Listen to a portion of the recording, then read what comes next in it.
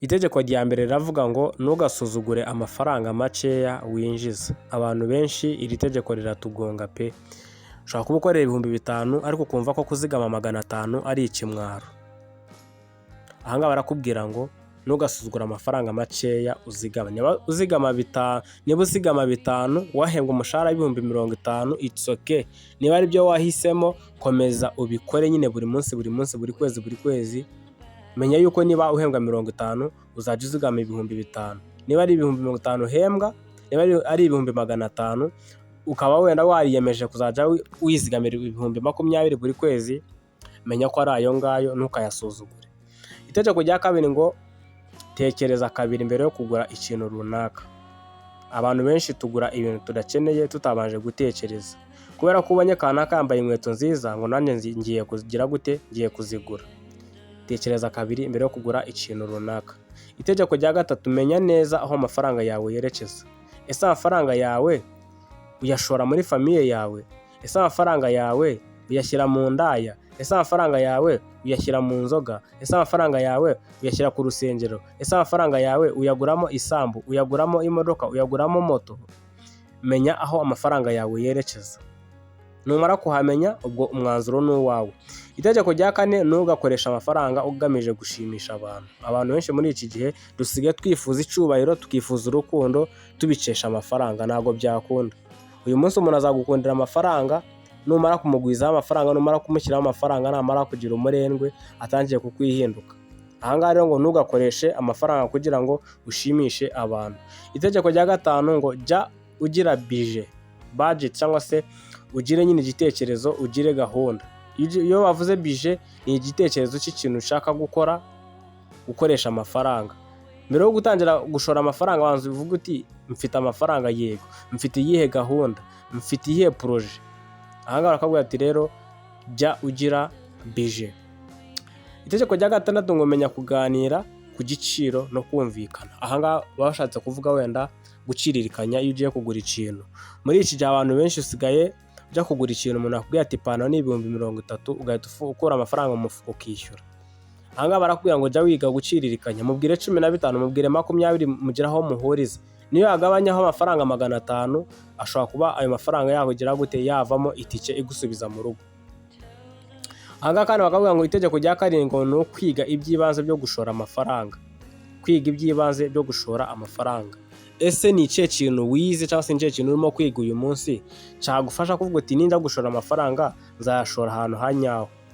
Iga ibintu by'ingenzi mu gushora amafaranga. Nujya gushora amafaranga mbere na mbere urabanza ugashora make wabona birimo kugenda neza, ugahita noneho ufata yose ukagira gute ukayashyiraho. Ariko apana mu rusimbi, ko nabonye mu rusimbi ari ukuntu ushyiraho amafaranga wakuraho 5 ukumva ko noneho yose aho ufite kuri banki wayakurayo. Oya, aha ngaha barakubwira ngo iga iby'ibanze byo gushora amafaranga. Icya 8, irinde gahunda zivuga ngo ba umukire vuba.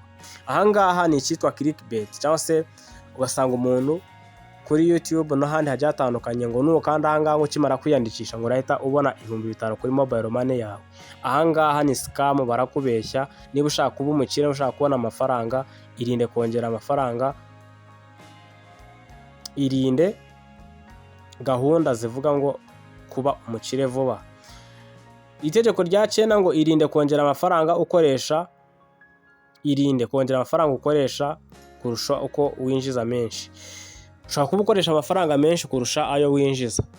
Ese iyo uvuye mu kazi wahembwa angahe, wasohoye angahe?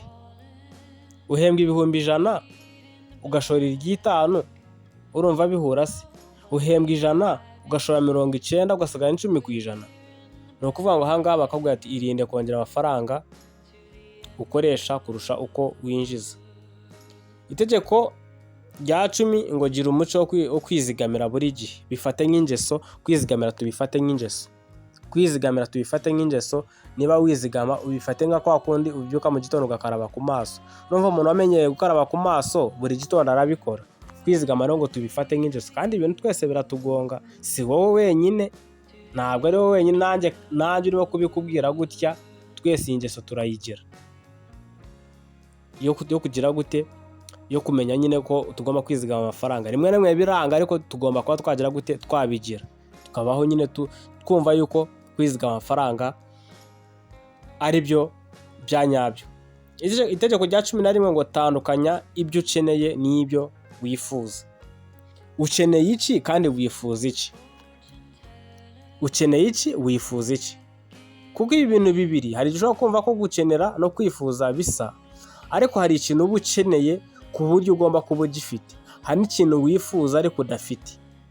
Ese uyu munsi urifuza amafaranga cyangwa ukeneye amafaranga? Kwifuza amafaranga ni cyaje uvuga uti ndifuza amafaranga yo kugura ikintu runaka, undi akaza akavuga ati nanjye nkeneye amafaranga yo kugura ikintu runaka. Rero aha ngaha bakaba batandukanya ibyo ukeneye n'ibyo wifuza. Mu buzima bwawe ukeneye iki, wifuza iki? Njyewe nifuza gukora business, undi akaza akavuga ati njyewe nkeneye gukora business. Aha ngaho umenya gutandukanya ibyo. Numenya kubitandukanya, uzahita ugira gute, uzahita none utangira none gukirigita nawe amafaranga, cyangwa se n'igihe ufite makeya. Aha ngaha ntabwo tuba tuvuga ngo ugende uba umukire nyine isi yose kumenye, oya, ahubwo ni ukuba ufite udufaranga twawe duke, ariko ukamenya kugira gute, kutugenzura. Iri ni itegeko riravuga ngo gira amafaranga y'ubutabazi, emergency fund, cyangwa se ya mafaranga y'utubazo. Mu cyaro babyita ngo udufaranga tw'utubazo. Nyine hari ukuntu umuntu asarura season y'imyaka akagurisha, yaraza akavuga ati nyamara 50,000 kamejyane kuri sako, ntawamenya.